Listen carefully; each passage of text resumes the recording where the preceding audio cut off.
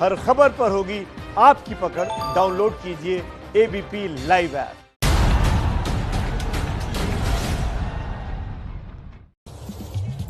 देखिए, बिहार के तीसरे चरण के लिए आज मतदान होना है और 78 सीटों पर यह चुनाव है। आज हमारे संवाददाता ग्राउंड जीरो पर जगह जगह पर मौजूद हैं। सीधे जिनेंद्र का रुख कर लेते हैं। जिनेंद्र, आप जिस जगह पर मौजूद हैं, वोटिंग तो थोड़ी देर में शुरू हो जाएगी। मेरे ख्याल से ईवीएम सेट करने का काम और एजेंट पहुंचने का काम शुरू हो चुका होगा। बिल्कुल विकास जी, मैं मुजफ्फरपुर में हूं। यहां पर नीतीश सरकार के मंत्री सुरेश शर्मा की किस्मत जो है वो दांव पर है। पोलिंग पार्टी पहुंच चुकी है मतदान केंद्र पर, पोलिंग एजेंट पहुंच चुके हैं और मॉक पोल यानी कि मशीन जो है ईवीएम मशीन, उसके सारे बटन काम कर रहे हैं या नहीं, मशीन जो है वो कैलकुलेट सही से कर पा रही है या नहीं, ये सब कुछ मॉक पोल के जरिए सुबह एक बार देख लिया जाता है। वही प्रक्रिया चल रही है, मॉक पोलिंग की प्रक्रिया जो है वो चल रही है। कैमरा पर्सन अजय तिवारी आपको दिखाएंगे। ये देखिए, ये जो आप घेरा देख रहे हैं उसके पीछे ईवीएम मशीन है और ये सब लोग इसमें चुनाव करवाने वाले अधिकारी कर्मचारी हैं। इसके अलावा पोलिंग पार्टी के लोग होते हैं। ये आप देख रहे हैं, इसमें सारे मत इकट्ठे होते हैं और कैमरा आपको दिखाएगा। ये देखिए ईवीएम मशीन, ये इसमें सारे बटन होते हैं, चुनाव चिन्ह और उम्मीदवार का नाम और चेहरा बना हुआ होता है, तस्वीर होती है। तो कुछ इस तरीके से चुनाव 7 बजे से जो है चुनाव की प्रक्रिया शुरू होगी, वोटिंग शुरू होगी, लेकिन उसके पहले मॉक पोल की प्रक्रिया जो है वो चल रही है और मॉक पोल की प्रक्रिया को अंजाम दे रहे हैं तमाम जो चुनाव करवाने के लिए यहाँ पर कर्मचारी और पदाधिकारी आए हुए हैं। तमाम जो पार्टियां होती हैं उनके एजेंट जो पूरे दिन मतदान केंद्र बूथ के अंदर बैठे होते हैं, नजर बनी रहती है उनकी कि कोई फर्जी वोटर तो नहीं है, वोटर को प्रभावित तो नहीं किया जा रहा, तो वो पोलिंग एजेंट उन्हें कहते हैं। पोलिंग एजेंट भी मतदान मॉक पोल के समय में मौजूद रहते हैं देखने के लिए कि मशीनें ठीक है या नहीं। तो मॉक पोल की प्रक्रिया जो है वो तमाम मतदान केंद्रों पर चल रही है और अब से कुछ देर में यह प्रक्रिया खत्म हो जाएगी। ठीक 7 बजे मतदान की प्रक्रिया शुरू हो जाएगी जो शाम 6 बजे तक चलेगी और इस तरीके से कौन बनेगा बिहार का मुख्यमंत्री, इस पर आज जो है वो 2 चरणों में तो जनता अपना फैसला सुना चुकी है, आखिरी चरण में जनता अपना फैसला सुनाने वाली है। जी जिनेंद्र, माफ कीजिएगा, मैं आपको प्रशांत बोल गया क्योंकि प्रशांत भी हमारे साथ बने हुए हैं। प्रशांत मोतिहारी से हैं। प्रशांत, एक सवाल बड़ा महत्वपूर्ण है। जहां ओवैसी महागठबंधन का खेल बिगाड़ सकते हैं, निधि बता रही थी, तो वहीं एनडीए का खेल चिराग पासवान बिगाड़ सकते हैं। कितना खेल बिगाड़ेंगे या अपना ज्यादा बना लेंगे? जी देखिए विकास, ये बड़ा सवाल है। वैसे आप अगर एलजेपी के सूत्रों से बात करें, जो एलजेपी के लोग हैं उनसे बात करें, तो वो एक बड़ा ही यूनिक तर्क देते हैं, मैं कह सकता हूं, परंपरागत पॉलिटिक्स से हटके। वो बार बार ये पूछते हैं कि एलजेपी कितनी सीटें जीतेंगी, ये उससे उनका कोई नाता नहीं है। वो चाहते हैं कि जेडीयू को ज्यादा से ज्यादा नुकसान हो और इसलिए उन्होंने अपने जितने प्रत्याशी हैं, वो जितने भी सीटों पर जेडीयू के प्रत्याशी खड़े हैं उसके खिलाफ एलजेपी ने अपने उम्मीदवार उतारे हैं। आप देख चुके हैं चिराग पासवान का क्या रुख है नीतीश कुमार को लेकर पर्सनली, और वो लगातार उनको जेल भेजने की बात करते हैं, उनके खिलाफ जांच बिठाने की बात करते हैं। तो इसलिए एलजेपी पहले और दूसरे चरण में उनका तो ये दावा है कि दहाई की संख्या में वो पहुंच चुके हैं और इसलिए कम से कम इतनी सीटें जरूर जीतेंगे। ये एलजेपी के जो पार्टी के सूत्र हैं वो ये दावा करते हैं। निश्चित तौर पर अगर वो इतनी सीटें जीतते हैं तो ये मानकर चलिए विकास की जेडीयू का खेल कई सीटों पर वो बिगाड़ रहे हैं, क्योंकि कम से कम पासवान मतदाता ही कई सीटों पर अब एक तरीके से अच्छी खासी संख्या में। मैं इस वक्त मोतिहारी में जो पूर्वी चंपारण का जिला मुख्यालय उसके एक आदर्श मतदान केंद्र पर हूं विकास, और थोड़ा सा ब्रीफली बता दूं कि पूर्वी चंपारण वो जिला है विकास जहां पिछली बार भी बीजेपी ने बिहार में भले ही खराब प्रदर्शन किया हो, लेकिन पूर्वी चंपारण और इससे सटे जो पश्चिम चंपारण जिला है वहां पर बहुत अच्छा प्रदर्शन किया था बीजेपी ने। यहां पर 12 सीटें हैं विकास पूर्वी चंपारण में, जिसमें 6 सीटों पर पिछले चरण में मतदान हुआ था और 6 सीटों पर आज आदर्श मतदान केंद्र आप देख रहे हैं। इस पर तैयारियां अंतिम चरण में है और बीजेपी ने 7 सीटों पर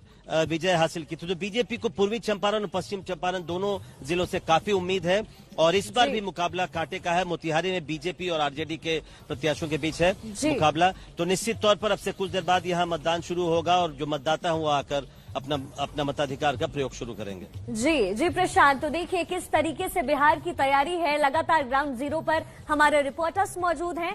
आपको बता दें कि बिहार में आज तीसरे चरण की वोटिंग शुरू होने वाली है। इस चुनाव में नई पीढ़ी पर निगाहें अब टिकी हुई है। हर पार्टी ने उन युवाओं को मौका दिया है जिनके परिवार के इर्द गिर्द ही बिहार की पूरी राजनीति घूमती रही है। सवाल यह है कि क्या जनता का प्यार इनको भी वैसे ही मिलेगा जैसे इनके परिवार को सालों से मिलता रहा है।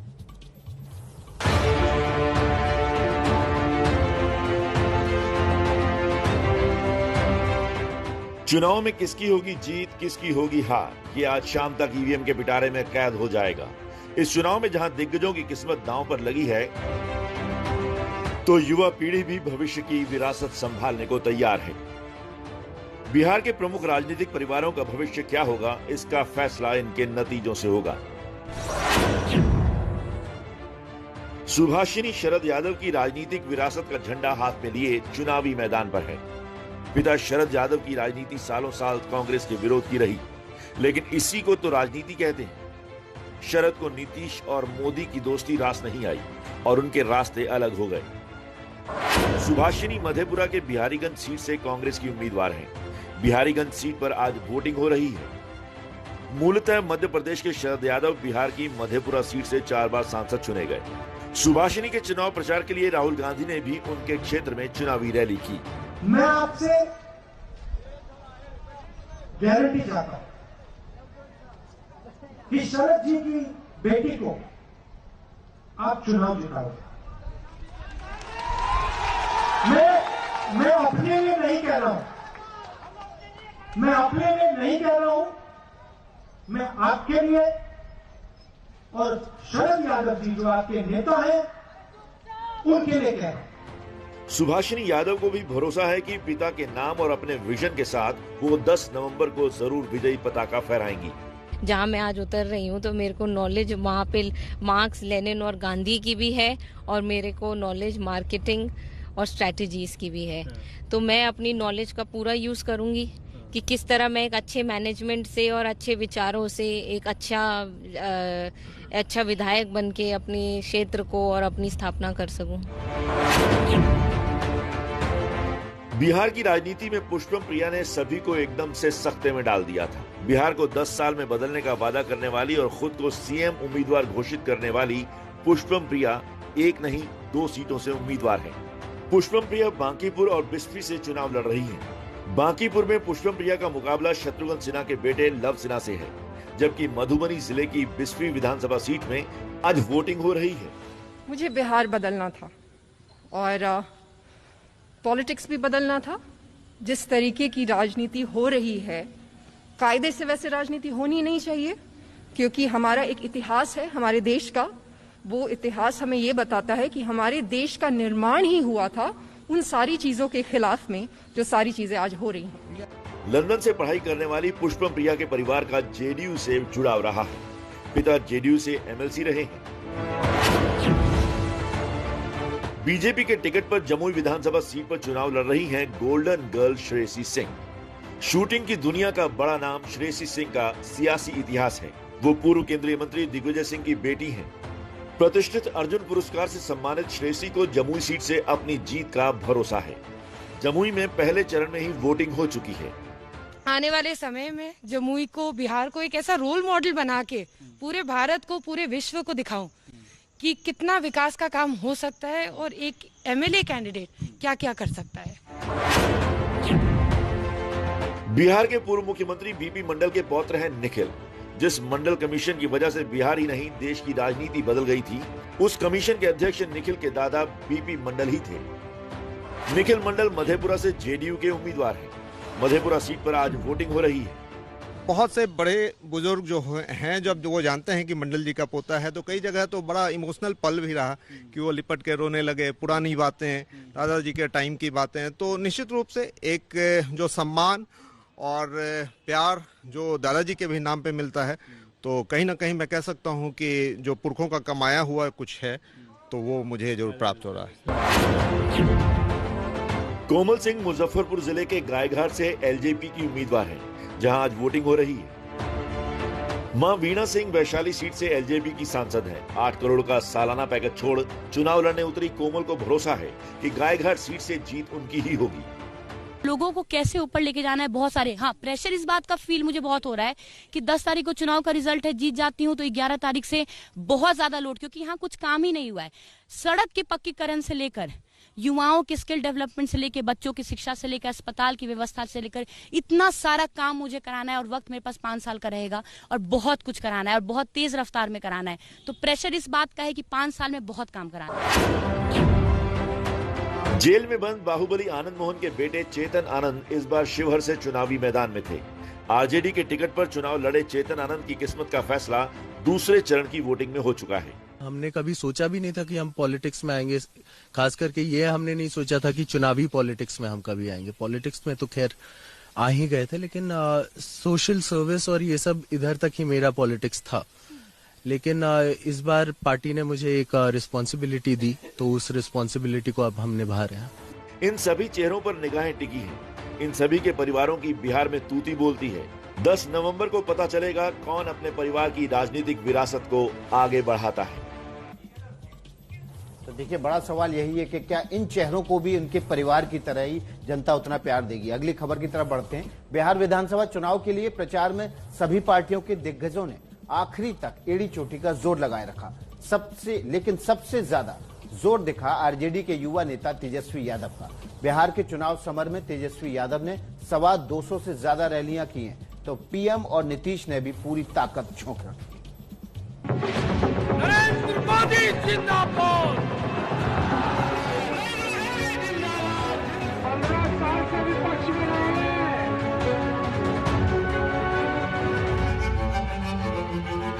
बिहार में चुनाव प्रचार की ये वो तस्वीरें हैं जिनमें सभी पार्टियों के दिग्गज जोर लगाते दिखे।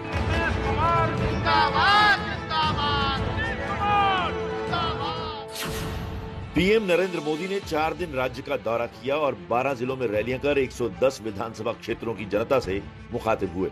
करीब हर सभा में विपक्ष पर हमलावर दिखे। बिहार के लोगों ने जंगल राज को, डबल युवराजों को सिरे से नकार दिया।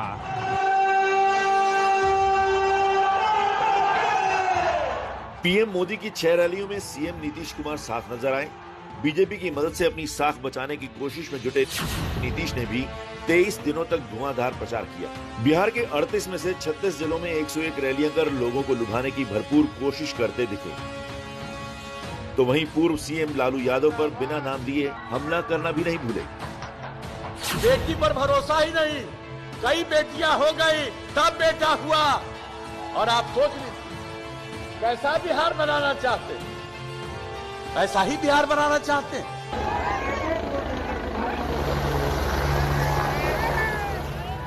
बिहार की राजनीति में खोई जमीन वापस पाने की जद्दोजहद में जुटे आरजेडी नेता तेजस्वी यादव ने प्रचार कर रिकॉर्ड ही तोड़ दिया। पिता लालू यादव की गैर मौजूदगी में पार्टी की कमान इन्हीं के हाथों में है और पार्टी की साख लौटाने की चुनौती भी। तेजस्वी ने 21 दिनों में सभी 38 जिलों में ताबड़तोड़ 229 रैलियां की और युवाओं को अपने पाले में लाने की जुगत भिड़ाते नजर आए। मुख्यमंत्री बनते ही अगर मेरा पहला कदम चलेगा, पहला मंत्रिमंडल के बैठक में देश के इतिहास में पहली बार एक साथ 10 लाख नौजवान के सरकारी। कांग्रेस नेता राहुल गांधी भी महागठबंधन के लिए प्रचार करने पहुंचे। हालांकि वो 4 दिन में महज 8 जिलों में 8 रैलियां ही कर सके। प्रधानमंत्री अपने भाषण में नहीं कहते कि मैं 2 करोड़ युवाओं को रोजगार दूं। जानते हैं झूठ बोला था, बिहार की जनता बात समझ गई।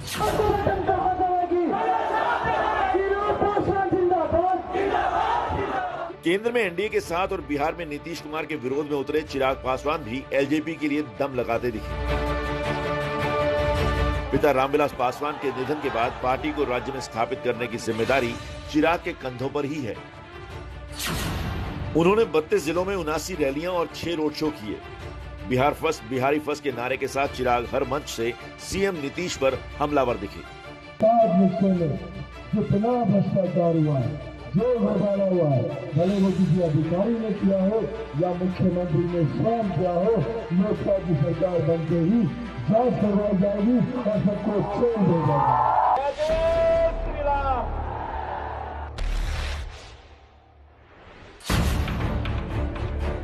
एनडीए के लिए प्रचार करने पहुंचे यूपी के सीएम योगी आदित्यनाथ ने भी 15 जिलों में 19 रैलियां की। बिहार के चुनावी रण में सीएम योगी हिंदुत्व का तड़का लगाना नहीं भूले। उत्तर प्रदेश और बिहार का संबंध चोली दामन का संबंध है, कोई इसे दूर नहीं कर सकता, कोई इसे तोड़ नहीं सकता, और इसका श्रेय जाता है रामगढ़ को। दिग्गजों ने जोर तो खूब लगाया है, लेकिन बिहार की जनता ने इसे कितनी तवज्जो दी है, इसका नतीजा तो 10 नवंबर को ही सामने आएगा।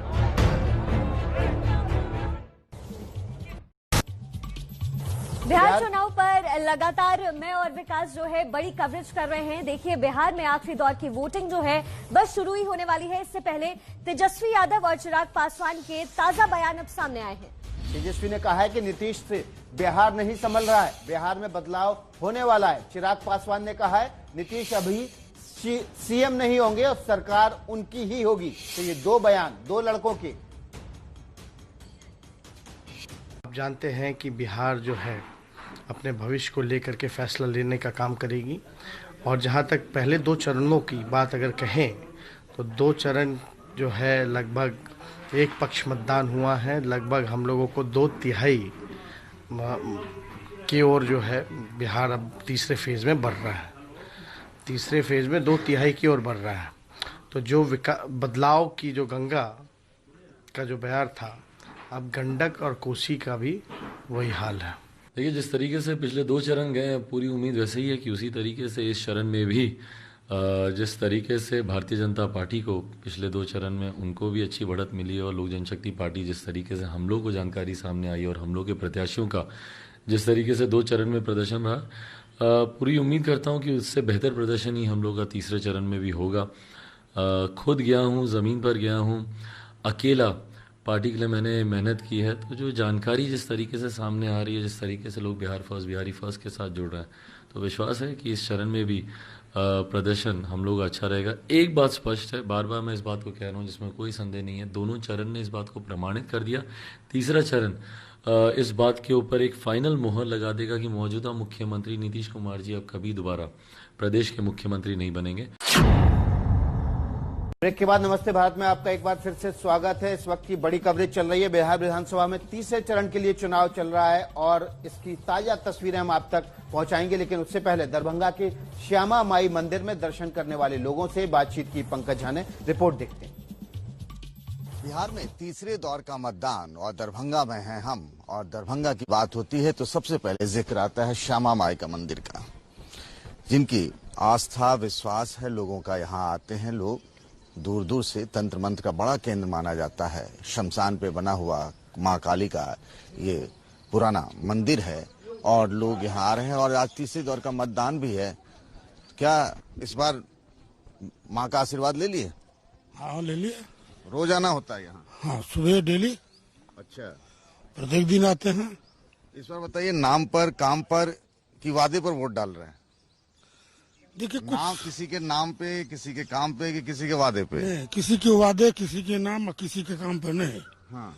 लेकिन इस बार का जो वोट है वो क्लियर वे में नहीं बता सकते। अच्छा, सस्पेंस बना हुआ है? सस्पेंस बना हुआ है। और कुछ वर्ड अगर आप कल बोल दिए, हाँ, उसका गलत नतीजा भी आ सकता है। अच्छा, मतलब ये पूरा साफ नहीं है तस्वीर?